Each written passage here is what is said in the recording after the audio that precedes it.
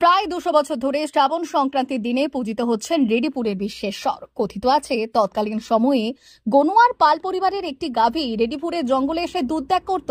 একদিন পাল পরিবারের গোয়ালা তা দেখতে পায় এবং ওই দিন রাতে রেডিপুরের এক ব্রাহ্মণকে স্বপ্নাদেশ হয়। তারপরে উত্থান ঘটে বাবা বিশ্বেশ্বরের। প্রথমের দিকে খোলা আকাশের নিচে পুজো হলেও পরবর্তীতে গড়ে তোলা হয়েছে সুবিশাল মন্দির।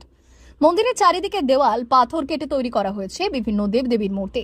প্রতি বছরই শ্রাবণ সংক্রান্তির দিনে প্রায় 10 থেকে 15,000 মানুষের সমাগম হয় এই মন্দিরে। দূর দূরান্ত থেকে বহু মানুষ আসেন মন্দির দর্শনের জন্য। পৌরাণিক রীতিনীতি মেনে শ্রাবণ সংক্রান্তির দিন ভোর থেকে শুরু হয় বাবা বিশ্বেশ্বরের পুজো। পশ্চিম মেদিনীপুর জেলার নারায়ণগড় ব্লকের রেডিপুরে অবস্থিত এই মন্দির। মন্দিরে শ্রাবণ মাসের শেষ সংক্রান্তিতে বাবা বিশ্বেশ্বরের পুজো ঘিরে মেতে ওঠেন আশেপাশের এলাকার মানুষজন।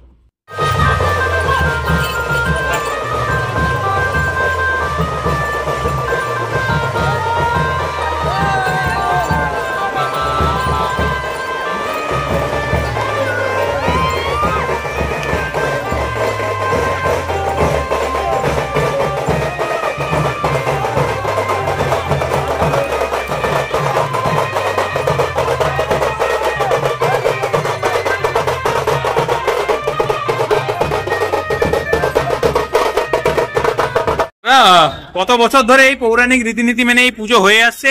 কত মানুষের সমাগম হয়? বছর ধরে এই আমাদের উৎসব চলছে।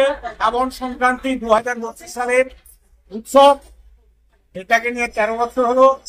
মানুষের আগমন প্রায় 10,000 11,000। বিভিন্নভাবে আহারের ব্যবস্থা রাখি। এবছর রেখেছিলাম গতকাল সন্ধ্যাবেলা আহার, আজকে রেখেছি খিচুড়ি প্রসাদের আহার। এইভাবে আমাদের রীতি চলছে।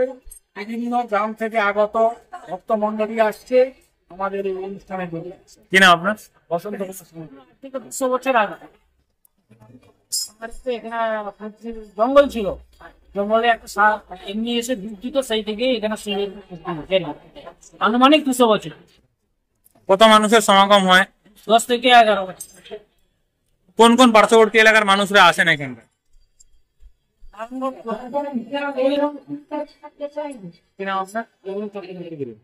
এটা আমরা যখন শুরু করি মানুষের আবেগের তাড়না প্রচুর পরিমাণে ছিল। তো আজকে 13 বছর ধরে আমরা এই প্রোগ্রামটা করে আসছি। মানুষের যে আবেগ এবং উদ্দীপনা এবং সহযোগিতা সবটাই আমরা রেডিপুর গ্রামবাসী পাই। পার্শ্ববর্তী গ্রাম তথা সারা অঞ্চল নারায়ণগড় আমাদের প্রশাসনিক লেভেলেও আমাদেরকে সহযোগিতা করে। বেলদা থানা, কেশারি থানা এবং নারায়ণগড় থানা সবাই মিলে আমরা এই অনুষ্ঠানটা করি। প্রায় 10-20 হাজার লোকের এই আজকের দিনের উপস্থিতি। ভক্তবৃন্দরা খুব আনন্দ পান। বাবার উদ্দেশ্যে তারা বর্ষার হাত থেকে জল আনেন। আবেগ প্রচুর পরিমাণে আবেগ কাজ করে মানুষকে। কি নাম আপনার? আমার নাম গৌতম দোলাই।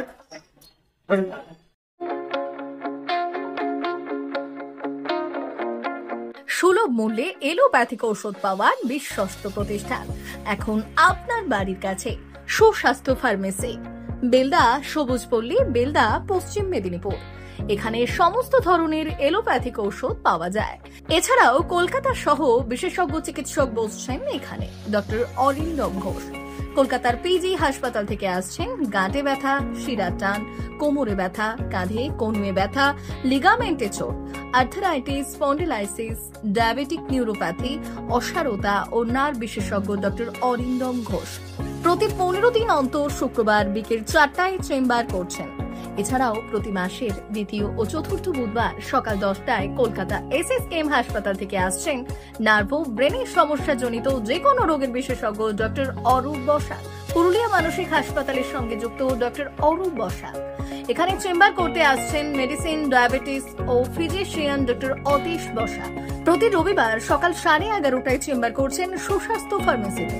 সুস্বাস্থ্য ফার্মেসি, বেলদা, সবুজপল্লী, বেলদা, পশ্চিম মেদিনীপুর। যোগাযোগ করুন 7501361433 এই নম্বরে। ওড়িশার জ্যোতি হসপিটাল ও বালেশ্বরের খ্যাতনামা গ্যাস্ট্রোএন্টারোলজিস্ট ডক্টর কুমার পাত্র এখন বেলদাতে চেম্বার করছেন। কুমার পাত্র MBBS, MD, এক্স-এসার গ্যাস্ট্রোএন্টারোলজিস্ট, সোনোলজিস্ট, ট্রেন্ড ERCP।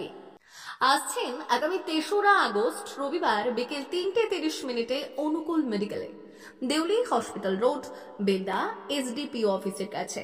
প্রতি ইংরেজি মাসের প্রথম রবিবার বিকেল 3:30 চেম্বার করছেন চিকিৎসক কুমার পাত্র।